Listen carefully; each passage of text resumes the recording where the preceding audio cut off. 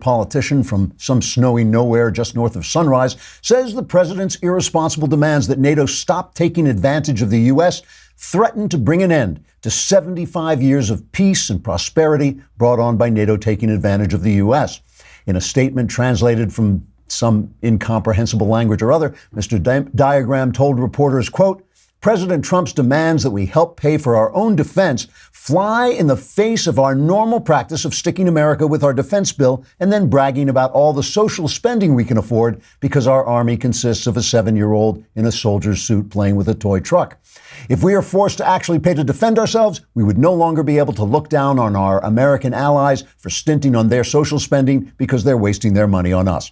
President Trump must remember that it is America's sacred duty to spend its money protecting the NATO countries from Russia so the NATO countries can use their money to buy oil from Russia, unquote. Mr. Diagram then went on to invite reporters to visit the many tourist sites in his country, including Santa's workshop and a big old patch of ice. He said, quote, he said, quote, it is historic locations like these that NATO was built to defend. So maybe Trump's right, and who cares? Trigger warning, I'm Andrew Klavan, and this is The Andrew Klavan Show. I feel hunky-dunky, life is tickety-boo. Birds are winging, also singing hunky-dunky-doo. Ship-shaped, tipsy-topsy, the world is zippity-zing. It's a wonderful day, hurrah, hooray! It makes me want to sing. Oh, hurrah, hooray! Oh, hooray, hurrah! It's like I write these things and then I get to the line and it takes me by surprise. Crack myself up. All right, the mailbag today. Great questions in the mailbag. Very, very interesting stuff. That's how great it is. Lindsay is screaming all the way from Texas. Also on Tuesday, July 17th at 5:30 p.m. Eastern, 2:30 p.m. Pacific, the conversation returns. And this time, your questions will be answered by me, so you know the answers are correct. I will be violating the court order and getting close to our lovely host, Alicia Krause. The Q&A will stream live on YouTube and Facebook for everyone to watch, but only subscribers can ask me questions over at dailywire.com. Alicia is like the original Me Too, you know. She has to sit next to me. Check out the pinned comments on this video for more information. Once again, subscribe to get your questions answered by me on Tuesday, July 17th at 5:30 p.m. Eastern, 2:30 p.m. Pacific, and join the conversation. And if you can't get enough of me, and who can, really, when it comes down to it, go on over to yaf.org because they are booking speeches for the fall. You can have me come to your campus, or I'll come to your living room if you can afford it, and give a speech, yaf.org, me and Knowles. You can get either one of us. That's an easy choice. Also, finally, because there's just so much me. There is so much me. Go on City Journal. I gave them a long-form interview. Really, I thought it came out really well about finding Christ in a secular world. They have both the transcript and the audio, so you can get it all on City Journal. I think it's city-journal.org, but just Google City Journal and you'll find it. Plus, see this beautiful watch? You think that's got to cost a lot, but it doesn't, because it's a Movement watch, and Movement makes incredibly nice watches for a low price. They start as low as $95. How do they do it? They leave out the vowels. It's spelled MVMT, so you don't have to pay for all those expensive vowels. If you were paying for the vowels, the thing would be a fortune. This company has grown like crazy. It's almost sold 2 million watches in 160 countries. They continue to revolutionize fashion on the belief that style shouldn't break the bank. You can get 15% off today with free shipping and free returns by going to movement.com. That's how you pronounce it without the vowels. It's mvmt.com/Andrew. See why Movement keeps growing. Check out their expanding collection of beautiful watches. They got sunglasses too. Go to movement.com/Andrew, MVMT. One thing I love is I love a beautiful watch, but I'm just too cheap to really pay the big prices. So Movement solves the problem. Join the Movement. All right. One of the biggest mistakes you can make in life, and we all do it, everybody does it, is explaining away the opinions of your opposition. Right? People do this to each other all the time. They say, well, you're just saying that because X, Y, and Z. You're just saying that because you're black. The left is always saying because you're white, because you're racist, because of this and that.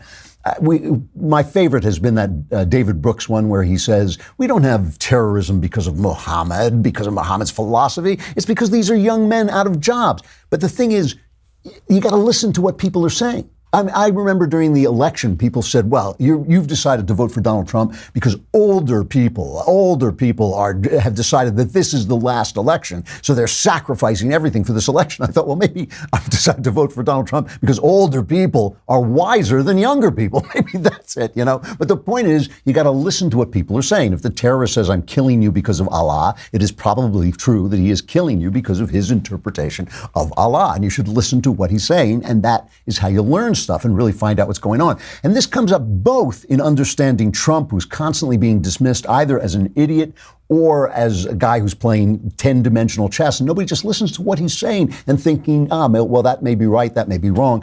And of course, it comes into play with us when we listen to the Democrats, what the Democrats are saying in their opposition to Brett Kavanaugh, Trump's Supreme Court pick. The show was so crowded yesterday that we didn't have time to really go into this. So I want to just take a look at this because I want to look at what they're saying and what I feel about what they're saying, what my arguments are about what they're saying. The Democrats, like I said yesterday, Trump has put them in a genuine political bind. They are all out hysterical. If they become completely hysterical and demonize Brett Kavanaugh, they shoot their wad. They waste their gunpowder because either Breyer or Ruth Bader Ginsburg, they're getting up there. If Trump wins re-election, they could easily die in that period or retire. And then when he says, well, okay, now I'll pick Amy Barrett, they've already done their literally Hitler routine and they can't do it again. On the other hand, if they don't get hysterical, they lose the base because their base is absolutely nuts. So they're making basically three arguments. And the three arguments they have, the first one, here's a summary of their general arguments.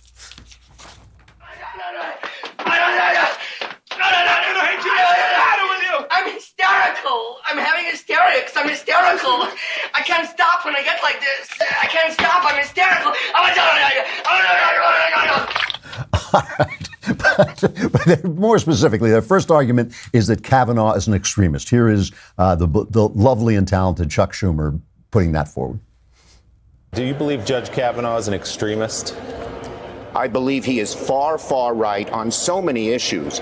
The ones I've mentioned, and particularly alarming, is, of course, the one about presidential power at a time when we have a president who just routinely overreaches and doesn't respect rule of law. But I also, on gun rights, on environmental rights, on LGBTQ rights, he is way, way, way to the right of the American people. He is not a mainstream judge. And that's why the Federalist Society and the Heritage Foundation, groups that are not in the mainstream, have chosen him, have pre-selected him. Had Donald Trump chosen someone from off the list, which I urged him to do when he called me, we might be in a different situation. But the fact that the president campaigned on these things and created his own litmus tests, and then the fact that he let two groups that vehemently, strongly, fervently believe in these two things makes it pretty clear that this is an extreme nominee. See, this is really important, and this is a bind that the Democrats have gotten themselves in through their ownership of the media and Hollywood, is they don't know where the American public is, okay? The American public, I mean, most people are not extreme right-wingers or extreme left-wingers. They are nuanced. They have thoughts about things. They figure out, yes, on this issue I'm here, on this issue I'm there. The polls don't always even reflect that, because when you go and talk to people and don't just ask them a pre-packaged question that they have to say yes or no to, they will explain their thinking, and a lot of times they have a lot of nuanced thoughts. Like when you read that book, The Great Revolt by Selena Zito, we had her on the show. She went out and interviewed the Trump voters, and they had a lot of things to say. I don't like Trump here, I don't like him there, but ultimately he was the best test. Chuck Schumer doesn't know what an extremist is. He has no idea what an extremist is. Brett Kavanaugh wants to follow the Constitution. He does not want to make law in the Supreme Court, and this is really important. How do most people feel about that? Do most people feel that, yes, the Supreme Court should just follow the law as written? I would believe they probably do. I mean, the press can get people ginned up and excited over things, but I don't think Chuck Schumer knows what an extremist is. And I think this is a big problem for Democrats. If they think they're making themselves beautiful by screaming at people and harassing people, I think they're really mistaken about this. That's my guess. So this extremist argument is one of the weakest parts of the Democrat Party is because they are surrounded by people who agree with them in Washington, on the press, and in Hollywood. They think the culture is on their side. I think they are way, way, way wrong, especially on Roe v. Wade. On Roe v. Wade, remember, if Roe v. Wade is repealed, the issue just goes back to the states. Liberal states will have pro-abortion laws. Other states may not have abortion laws. It is not like we're suddenly going to be living in the Handmaid's Tale. It's just that people are going to have to convince you of what you want in your state, which is the way a federalist society is supposed to work. So you had Dana Bash talking to Mensch, the vice president, Mike Pence. We always shorten it to Mensch because we like him. He's a Mensch. So Dana Bash is talking to him, and Pence is great on this. He's great in this interview. Dana Bash, I actually pay her respect here. She's just doing her job. She's trying to get him to say that this judge will repeal Roe v. Wade. This is cut number 4. Are you worried that he's not going to follow what you want to do? Well, Dana, as you know, I'm pro-life. I don't apologize for it. And I'm proud to be part of a pro-life administration that's advanced pro-life policies. But what I can assure you is that what the president was looking for here was a nominee who will respect the Constitution as written, who will faithfully uphold the Constitution in all of his interpretations of the law. Do you still want Roe versus Wade to be overturned? Here. Well, I do, but I haven't been nominated to the Supreme Court. Right, but you're Judge part of the Kavanaugh administration that campaigned, you and the president That's campaigned, right. saying That's right. you will find nominees to overturn Roe versus Wade. Will you be disappointed if he is given that opportunity and he doesn't? Will you be disappointed? Well, let me say, as I said, I stand for the sanctity of life. This administration, this president are pro-life. But, you know, what the American people ought to know is that, as the president said today, this is not an issue that he discussed with Judge Kavanaugh. I didn't discuss it with him either. See, Dana Bash thinks that if he can get the confession out of Mike Pence that this guy is anti-Roe, which is not really clear and kind of doubtful that he would be that radical to repeal it, but he might, I don't know. You know, when she thinks if she does that, the whole country is going to go up in smoke. That's not true.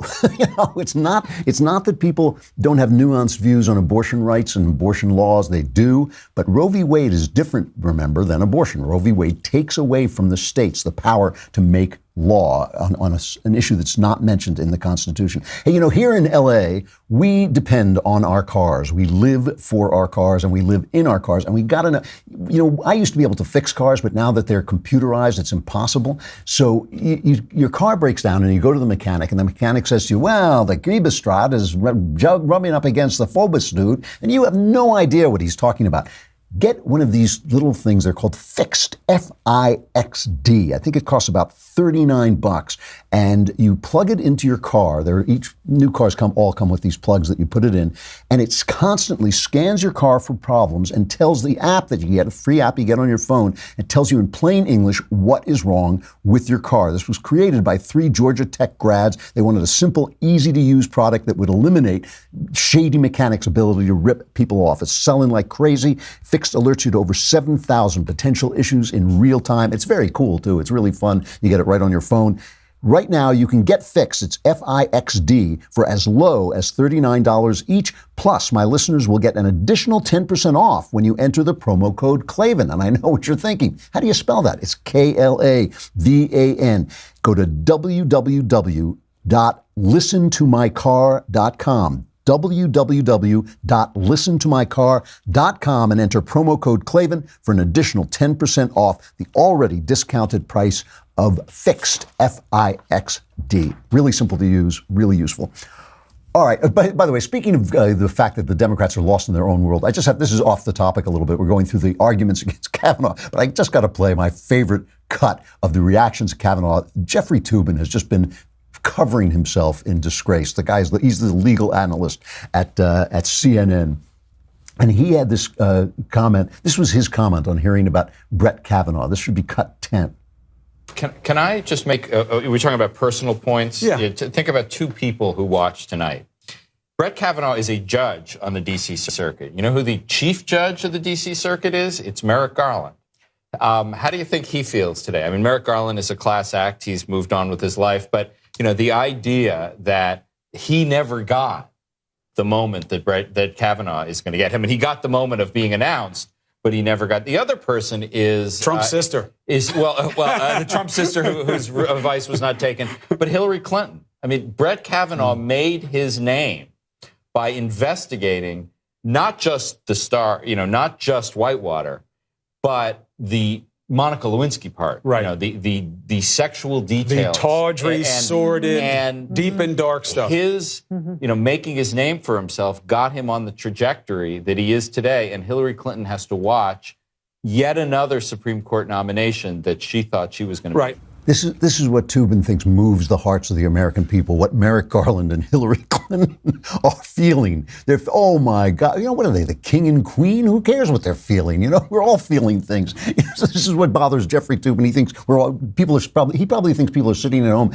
dabbing at their eyes, with Kleenex. Oh my gosh, poor Hillary Clinton. Anyway, the third argument is my favorite. It is a beaut. It is the argument that Trump is appointing Kavanaugh to get him off the hook for his collusion with Russia. This is wonderful because now they have ginned themselves up. I don't know if you saw this in New York Magazine, to the fact they're actually making the argument that Trump is a Russian spy. So help me, this is true. I am not making this up. They have this whole chart. Do we have that chart? Do you have the chart? If you can see this, this chart that they put out, it's like something out of conspiracy theory with Mel Gibson. He's got all the strings attached and everybody, and Trump is a Russian spy.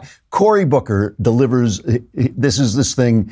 I love this. Cory Booker delivers the whole conspiracy theory of why he's appointing Brett Kavanaugh. Well, first and foremost, we need to understand that this was the only pick amongst his entire list that has explicitly said that a president should not be a subject of a criminal investigation. It's almost as if President said, let me find the person that's most going to protect me under an investigation that's already led to over 70 charges, over 20 individuals, corporations have been charged, 5 guilty pleas, 1 sentencing. So we have an ongoing investigation that's a bipartisan supported investigation, as we saw throughout the Senate committee, and a president who's saying, I have a chance to now make sure the Supreme Court gives me a get out of jail free card, or gives me indemnifies me against many issues that might come my direction. And so this is a time in American history where we literally have the Supreme Court deciding, can a president in any way pardon himself? Can a president stop a criminal investigation? Can a president fire key people who are doing this investigation? All those things can end up before the Supreme Court. And he now has just put somebody there who has writing that basically said very clearly the president should be free of such investigations. And that to me is a massive conflict of interest. That's utter, the whole thing is utter nonsense. First of all, the idea that there have been all these charges from the Russia investigation and that house somehow implicates Trump. Virtually none of these charges had anything to do with Trump. Most of them took place before the campaign was going on. Some of them are charges against entities in Russia that we know not of, that will never come to trial. I mean, it's just, that part is nonsense. What did he say? What did Brett Kavanaugh say? He wrote a piece for the Minnesota Law Review in which, Kavanaugh started out, he was in the Starr investigation against Hillary Clinton. And he pointed out in this article, which is true, that because Clinton was wrapped up in the Monica Lewinsky scandal and the Starr investigation, he did not pay full attention to bin Laden. And several times he let bin Laden get away when he could have been killed because he was afraid of his standing. He felt his standing had been weakened because of this investigation. And so Kavanaugh wrote a piece saying, it might be a good idea for Congress to pass a law saying that a president would be protected from criminal investigation and indictment while he was in the White House. He didn't say that the Supreme Court should pass a law. He said Congress might want to pass a law to do this. Now, that is really important because it speaks to Kavanaugh's commitment to the separation of powers. They keep saying, he respects the executive. No, he respects the separation of powers, which we learned yesterday protects your freedom so that judge, jury, and executioner are not all in the same place. Lawmaker, judiciary, and executive are not all in the same place. That protects your freedom. And that is what they're really worried about because they picture the Supreme Court as a legislative body. They want all the power. They have wanted all the power solidified completely in the Supreme Court. They wanted to make law. Bernie Sanders said this. He was asked about why he approved of one of these judges on Trump's list for a lower court, but wouldn't approve of him for the higher court. Listen to what Sanders says. There is a difference between voting for somebody in a lower court and somebody voting for somebody in the highest court of the land. There's a fundamental difference. And if he is the nominee... Which is what? I mean, the principles would matter in either case, right? Well, the principle is that the Supreme Court makes the law of the land and determines what happens in our country in virtually every area. So yes, there is a fundamental difference. No, they don't. They don't make the law of the land. They decide whether the law is constitutional, not whether it's right, not whether it's good, not whether it would help gay people have dignity or help women get abortions. They're just supposed to decide whether it's constitutional. That's their only job. And because this is every argument they're making, he's an extremist because he believes that. The argument against the extremism, he'll overturn Roe because Roe is clearly not a constitutional decision, and he's going to set the president free, which is just nonsense. But they fear it because they fear that they feel that the Supreme Court should be the lawmaker and the executive and the judiciary, where we feel it should be what it was meant to be in the Constitution. That is what all their arguments boil down to, that the Supreme Court, they feel the Supreme Court is something it is not supposed to be. You know, when you listen to their arguments, you learn stuff. And the same thing is true of our president, Donald Trump. You know, he has been so demonized on the one hand, and so much, it's all about how stupid he is. He's too stupid to know what he's doing. He's blundering through everything. He's all operating on instinct. That's the idea. Everything he does is on instinct. That's one side. And on the other side, he's playing six-dimensional chess upside down in a sealed water tank, which is also nonsense. He has a certain set of views that he is implementing in his foreign policy, which is where the president is most powerful. So he's in Brussels. This is great. I love this. He's in Brussels. He's sitting at a dinner with the NATO guys, with the NATO representatives, and it's just supposed to be a photo op. You know, they're snapping pictures, and he just goes off on NATO. He starts on complaining about the fact that they don't pay their fair share of their defense thing, which he's absolutely right about. But then he goes off on this rant against Germany paying the Russians to build another oil pipeline to bring oil into their country. Sitting at this table, listen to this. It's very sad when Germany makes a massive oil and gas deal with Russia, where you're supposed to be guarding against Russia, and Germany goes out and pays billions and billions of dollars a year to Russia. So we're protecting Germany, we're protecting France, we're protecting all of these countries. And then numerous of the countries go out and make a pipeline deal with Russia, where they're paying billions of dollars into the coffers of Russia. So we're supposed to protect you against Russia, but they're paying billions of dollars to Russia, and I think that's very inappropriate. And the former chancellor of Germany is the head of the pipeline company that's supplying the gas. Ultimately, Germany will have almost 70% of their country controlled by Russia with natural gas. So you tell me, is that appropriate? I mean, I've been complaining about this from the time I got in. It should have never been allowed to have happened. But Germany is totally controlled by Russia. So everybody's screaming about this. How can he do this? He's destroying NATO. NATO protects us. He's treating our friends like our enemies, and then he's friends with Russia. He's exactly right. This is exactly right. They are giving Russia $11 billion, and the reason they need the Russian oil is because they shut down their nuclear plants. Why did they shut down their nuclear plants? Because they got scared by that, was it 2011, that Japanese failure of a nuclear plant after an earthquake. The earthquake happened and the plant automatically shut down, and then there was a tsunami, and that destroyed the generators so that there was a meltdown. Nobody died. I mean, that's how secure that's how secure nuclear power is. People died from the tsunami and people died from the earthquake, but they didn't die from the nuclear meltdown. That's how safe it is. But they all they've shut down coal because of their environmental policies, their green policies. They've shut down their nuclear power plants, and now they've got to buy oil from Russia. And then they're saying to us, protect us from Russia. Well, they're funneling $11 billion for this pipeline. Oh, the pipeline hasn't passed yet, but he's yelling about it as well. He should. Hey, you remember we had Brad Thor on the show the other day, a great guy and a terrific thriller writer. And he was talking about the fact that because he's a conservative, we don't know if this is why, but I'll tell you it's why, they haven't made his films into movies.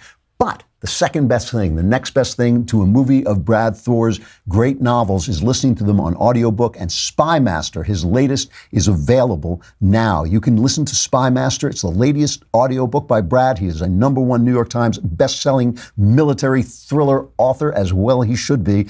His guy is Brad, what is his name? Horvath, right? Yeah. And he's the guy, what is it? Yeah, that's it. Scott Harvath. Sorry, he's a Navy SEAL turned covert counterterrorism operative. Scott Harvath. There it is in the thing. I've read a number of these. Spy Master is his later one. Is his latest one. Brad says it's about how far would you go to avoid war. You can get it on audiobook, read by Armand Schultz, who's been reading his books forever. They really have a very close relationship and understands it. He is just at the top of his game, as he has been for a long, long time. You can listen to the book, the audiobook. You can get it anywhere. Audiobooks are sold wherever you like it, at Audible or on Amazon, wherever you get your audiobooks. It is packed with action, great characters, electrifying intrigue, as always. That's Brad Thor's Spy Master, available as an audiobook. All right. It is now time for us to the mailbag, but we got to say goodbye to Facebook and YouTube. Come on over to thedailywire.com. Subscribe for a lousy $10 a month or $100 for the year. You will get the Leftist Tears tumbler just in time for the hearings on Brett Kavanaugh, and it will be filling up automatically every time a leftist cries, an angel gets his wings, and your tumbler fills up automatically. Subscribe. Come on over and hear the mailbag now.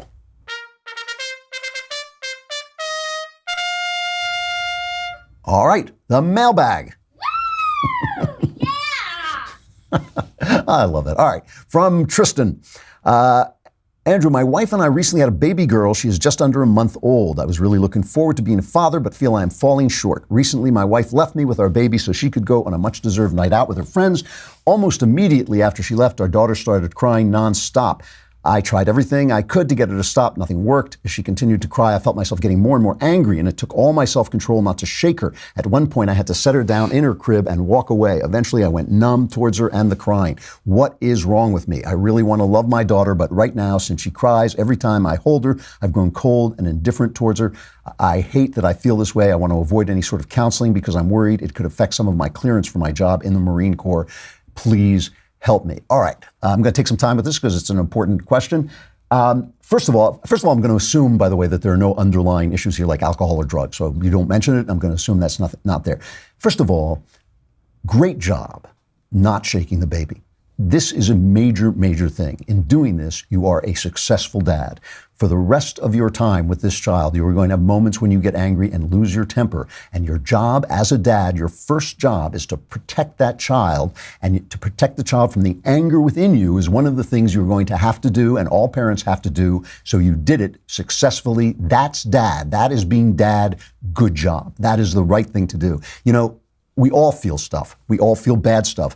Doesn't matter. Does not matter. What matters is what you did and what you do to that child. And you did not shake the baby, which is hard. That's hard to come back from. So that's a good thing. All right. So second of all, now what is your job here? Step back a little bit. This is like a mission. You know, the mission is not about how you feel. Don't think that your job is to love the baby. I'll get back to that in a minute. Your job is to take care of the baby and raise the baby. So how do you do that? First of all, you should see, I keep saying first of all, but now we're up to third of all. You should see that. You should know babies are annoying. They are a total pain in the neck. They cry, they keep you up, they're hard to deal with, and sometimes you get angry at them, and sometimes you you just can't stand the noise anymore. You know, that is part of babies. And for fathers, it usually takes a little longer to connect with a baby. When they start to smile, it gets a little bit easier. You start to see the reaction. Mothers generally connect faster, but not all the time. So what you're going through is normal. The fact that you don't love the baby, or you feel cold to the baby, or angry with the baby, don't worry about it. That is normal. Your job is not to love the baby. Your job is to take care of the baby and raise the child, okay? That's the first thing. So, and babies are a pain in the neck. They really are. Also, you are part of a team. You're not alone in this. You're part of your team. The biggest member of your team is your wife. Do not hide this from your wife. Do not tell her what is going on in your heart and mind.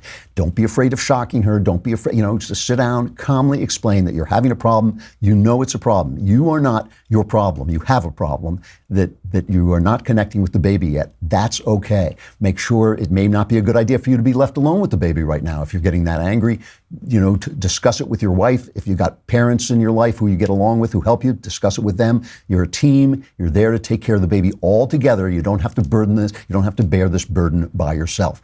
Finally, you're going to love the baby. It's going to happen. Relax. relax. Don't be afraid. Don't worry about how you feel right now. It really is not, we don't live on Facebook. We don't live on TV. We have all kinds of uncomfortable feelings that come into our minds and come into our hearts. You see everybody else on Facebook. They all look so happy. You think you're supposed to be like that. You see people having babies. Oh, we're so blessed. We're so, don't worry about it. Let your wife, if the baby cries every time you pick him up, which happens a lot, by the way, think of it for a minute from the baby's point of view. The baby was having a great time, was being fed automatically, was in the womb, everything was taken care of. Suddenly, here she is. She doesn't know what's going on, right? She's helpless. She can't feed herself. She can't get anywhere. She's in this world she's never seen before. What the hell is going on? Okay, so that's why she's crying. She gets the mom. Oh, good, mom is feeding me. I get that. Okay, but the dad, that's another step. Maybe she hasn't gotten that yet. So don't. If the baby cries every time you pick her up, don't pick her up. Just look at the baby while your wife has him. Take pictures of the baby so you can look at her when she's smiling and happy. Relax. You're going to get there. You will love the baby. Just follow your mission. Your mission is to take care of the baby, not to love, not to feel anything. Your mission is to take care of the baby. You already succeeded when you put her in the crib instead of shaking her. That was a big success. Keep on that path. You will get to the place where you love the baby. All right. So don't worry about how you feel. Worry about what you're doing and take it and be part of the team. Get your wife involved in this. You understand you have a difficulty. Don't have the difficulty by yourself. All right. And write it back and tell us how it's going, because we want to know. From Michael, Dear Andrew, I heard Ben say that one of the issues Judaism has with Jesus as the Messiah, as the God coming to earth as a man, is unprecedented, that this is something completely out of step with the Old Testament. How does Christianity justify this? Is there any plausibility to the claim that because Jesus is the second Adam, the Old Testament does in fact have a similar occurrence? No, Adam is made of dust, right? So Adam is made in God's image. That makes him special, but he's made of dust, and dust in Hebrew language is basically nothing. You are dust, thou art dust, and to dust thou shalt return. There is a big distance between God and man in the Old Testament, and that distance is breached. And the idea that the unfathomable King of heaven and earth could appear in human form is, in fact, unfathomable to the Jews. And their idea of the Messiah was of a king who would come back and reestablish the line of David and the empire of David. It was not of God coming to life in human form. So there's a lot of misunderstanding about this. I hear Christians say, why can't Jews all the prophecies are there, but they don't read them as prophecies, so they're not there to the Jews, right? And the Jews, I sometimes hear Jews say, well, all Jesus did is spread, because Jesus was a Jew from birth to death. He was a Jew his whole life. I sometimes hear Jews say, well, all he did was really spread Jewish ethics to all people, but that's not true either. Jesus says at one point, we are now friends because you now understand what I'm doing. That is a change in not just in ethics, it's a change in our relationship with God. It means that we have a closer, companionable, brother-to-brother relationship with God that we did not have before, that is not in the Old Testament. There's a lot of cool stuff in the Old Testament about Abraham negotiating with God, but there's not that close-up, skin-to-skin, brother-to-brother relationship with God that I think really only becomes a fact of life after Christ is on earth. So there are differences between the Jews and the Christians. And, instead of yelling at each other, we understand the differences. And then at the end of time, the Jews find out we're right. I'm but Ben is absolutely right. It is a big change and very hard for Jews to make that leap. From Andrew, to my fellow Andrew, I am probably weeks away from proposing to my girlfriend of over 5 years, but I had one concern about our relationship that hasn't quite disappeared. Her mother, God love her, is a twice divorced, liberal, feminist thinking woman, and every man I talk to cannot be quicker to tell me all women become their mother. I've had to learn over these 5 years that my girlfriend is not her feminist mom, and he goes on to explain why. She sounds like a wonderful girl, great girl.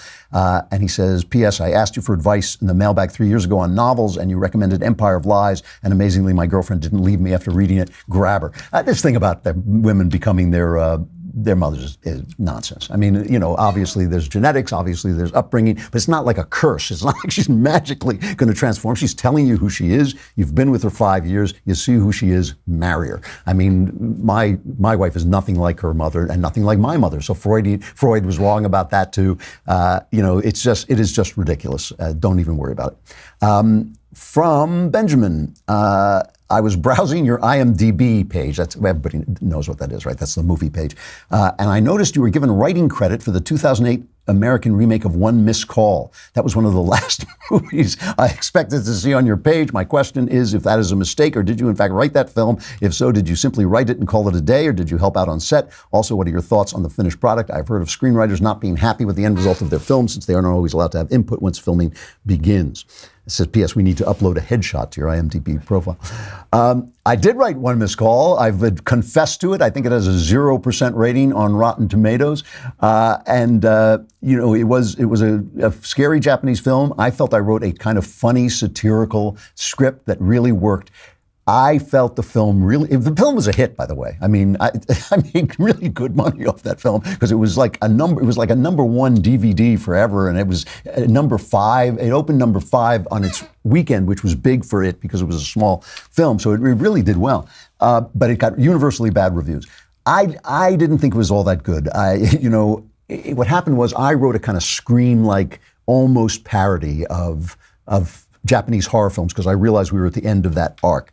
A French director, lovely guy, Eric Valette, came on, and he wanted to make a serious, hyper dark French film about how ugly and horrible it was. And he would say he wouldn't hire beautiful, beautiful actresses because they were too beautiful. And I was like, dude, it's a horror movie. And then he dressed all the girls. He hired all these festival actors, and they were very serious. And I was on set for 1 week during rehearsals, and at times I would have to actually sneak up to the actress, and you don't want to get between your actors and the director, but I would sneak up to the actors and say, that's supposed to be a joke, because Eric didn't quite get it because he didn't speak English that well, and they were very serious. So anyway, everybody ended up, the producers wanted a movie that kids would like, that they would just go, that would be a kind of scream fest for younger kids with a PG-13 rating. The director wanted an R rating. I didn't care. I just wanted it to be kind of witty and sophisticated. Everybody was making a different movie, and that's what happened. They got pulled apart in all different directions, but it was a big success, despite its 0% rating.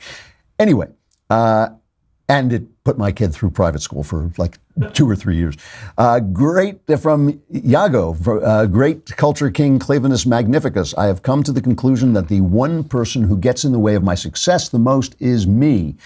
Now that I have admitted the problem, how do I go about solving it? I've realized that I'm afraid of commitment and the failure and responsibility that comes with success.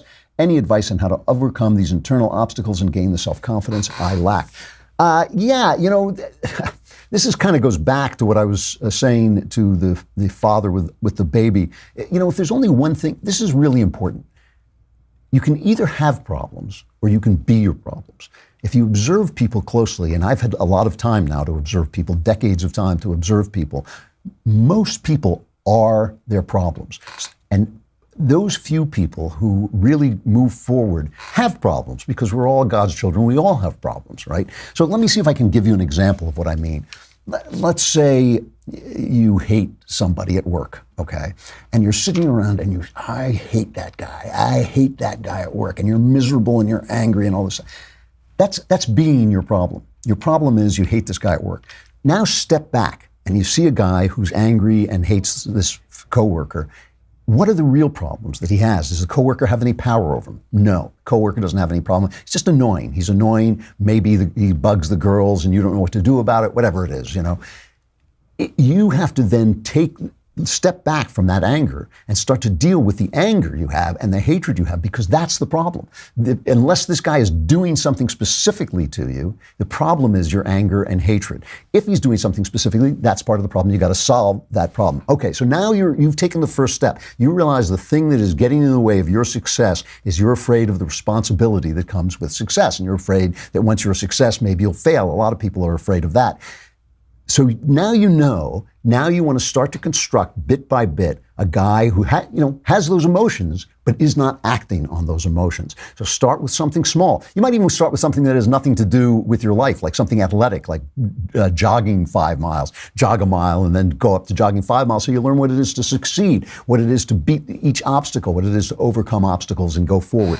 Or you might want to do it in your career, say, well, what's the next obstacle I'm facing? What is the next obstacle I'm facing? How did I make mistakes because of my fear last time? You have the problem, but you don't have to be the problem. problem. Okay, you're not stopped by the fact that you have these things. By the way, everybody who succeeds overcomes things like that in his life. I mean, we all have these fears. We all have things that work against us. We're all kind of sabotaging ourselves in various ways. You find the ways you're doing it and you put them aside. Each step, remember, you only got to take one step each day. You only have to live one day at a time. Take one step each day and do it. And this is the thing. Everybody should be thinking about this all the time. Do not be your problems. Have problems. You're going to have problems. You're going to be angry at your mother-in-law. Don't be that problem, right? Don't pick on people. Don't hurt people because of the way you feel about them. Feel differently. Back off. It's just an emotion. Emotions are just things that go through you. All right. I'll do one more. From Braden. Why doesn't the right stand for imprisoning those who have abortions? An argument that the women have been indoctrinated to believe it's not murder doesn't make it so. The brainwashed Manson family were put behind bars. Why shouldn't the individuals who elect and go through with having their children slaughtered in the womb be charged for murder as well? I'll tell you why I think so, and I do think it's important. It's a good question.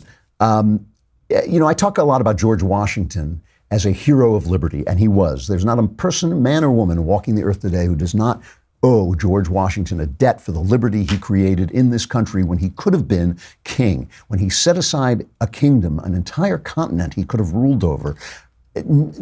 I can't think of anybody else. They compare him to Cincinnatus, who fought the battle and went home, but I don't know if Cincinnatus was in the position that Washington was in to just take over an entire new country and become its king. He was so dedicated to liberty that he gave that up. And yet, George Washington could not understand why his slaves wouldn't work hard. I've talked about this a lot. I know I've used this example before, but it's important. He couldn't understand it. He couldn't understand why a slave he had treated well would escape. Couldn't get it. It took him his whole life. He finally figured it out. It finally got to him. That's how powerful the narrative is. If you wonder why I'm always picking on the press, why I'm always picking on Hollywood, it's because they help create the narrative. And when you are in that narrative, it sweeps you away. You don't even know you're in it. George Washington, hero of liberty, could not understand why a slave would want his liberty. That's how powerful the narrative is. That is the state we are in with abortion. Good people are having abortions, and good people are feeling that this is okay because they are so swept up in that narrative, as Washington was swept up in the narrative that somehow it was okay to hold a brother individual as a slave. Okay? They're swept up in that narrative. That's how blind they are. You cannot imprison people for that because it is essentially misunderstanding your time. And the same reason I don't hate George Washington, the same reason I don't take away his heroism or take away his greatness and say, well, you say he was great, but he held slaves, because I understand the power of narrative. That is the power. If good people are doing things, and lots of good people are doing things and having these abortions, you have to convince them. You have to change the narrative. You have to bring them back to their senses. We saw yesterday with that woman, Michelle Wolf, is that her last name, celebrating abortion, what a false narrative does to people. It allows them to hold slaves and feel that they're good people. It allows them to have abortions and feels it's all right. It allows a comedian to go out and celebrate abortion. If Michelle Wolf, with that level of insight, had lived back in slavery days, she'd have been doing that dance for slavery. Hooray for America, hooray for slavery. She'd been doing the same thing because that's how deeply immersed in that narrative she is. And that is why we do not believe that the good people who are having abortions because they are blinded by the narrative should be punished like criminals. That's why. All right. Tickety Boo News. Good mailbag.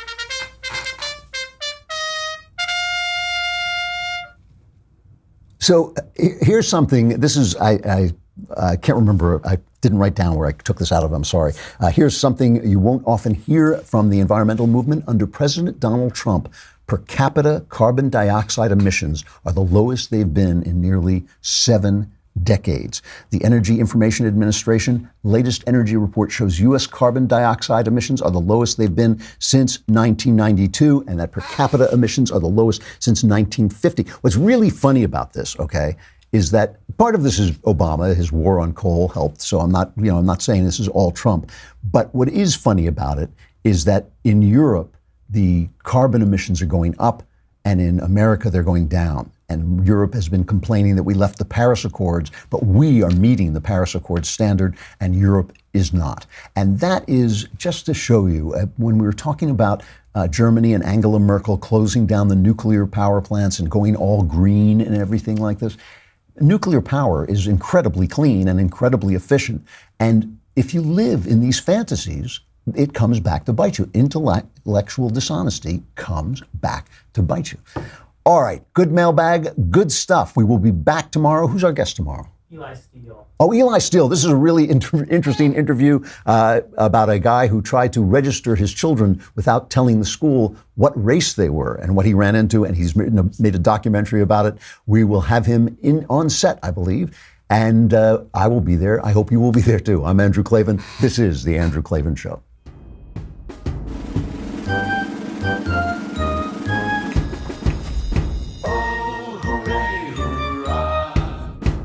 The Andrew Klavan Show is produced by Robert Sterling. Executive producer, Jeremy Boring. Senior producer, Jonathan Hay. Our supervising producer is Mathis Glover. And our technical producer is Austin Stevens. Edited by Emily Jai. Audio is mixed by Mike Cormina. Hair and makeup is by Jesua Alvera. The Andrew